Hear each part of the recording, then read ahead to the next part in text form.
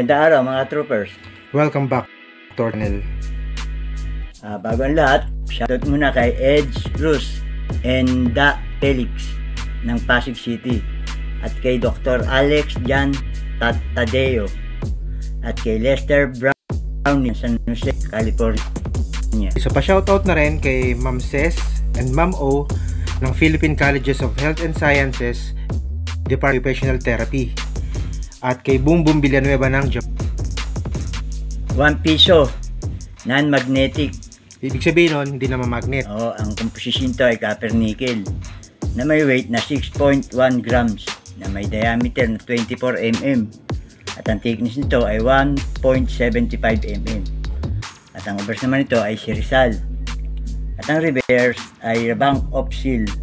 Bank seal. Ang edge Readed. Ang mga taon na kailangan ay ang 1995 Nababayaran sa halagang 800. Okay. At ang 1996 naman, 500 pesos babayaran. At ang 1997, 900. At ang 1998, 600 pesos. At ang 1999, 400 pesos. Hindi magkakapareho ng presyo yan, ha? At ang year 2000, 700 babayaran.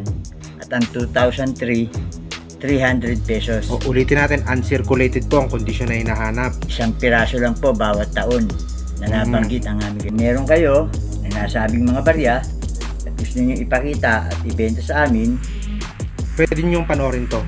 Narito yung instruction na yan. Check it out. Mga ka-troopers, i-post ninyo ang litrato o video ng inyong mga coins sa RR Coin Troopers /coin. Dapat po ipakita ninyo ang obverse at reverse ng inyong mga barya. Susuriin namin ang mga ipinost ninyo at kapag ito ay pumasa sa aming pamantayan o criteria, agad namin kayong kukontahin para sa proseso ng pagbili. Sinisiguro namin na hindi kayo gagastos at walang magiging hassle on both sides. Bawat baryang hinahanap namin ay may sariling code na nakalagay.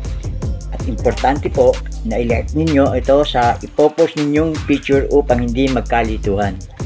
Ang ipaprioritize namin ay ang mga sumusunod sa proseso. At narito po ang code para sa baryang kailangan namin.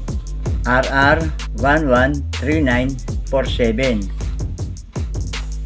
Maaari nyo kaming tawagan every Monday 1 to 3 PM. Salamat po and God bless. Mga ka-troopers, please don't forget to like, subscribe, and hit the bell button para updated kayo sa mga coins na kailangan pa namin. Para sa aragdagang kaalaman tungkol sa pagbili at pagbenta ng inyong mga coins. Thanks for watching. Until then, God bless!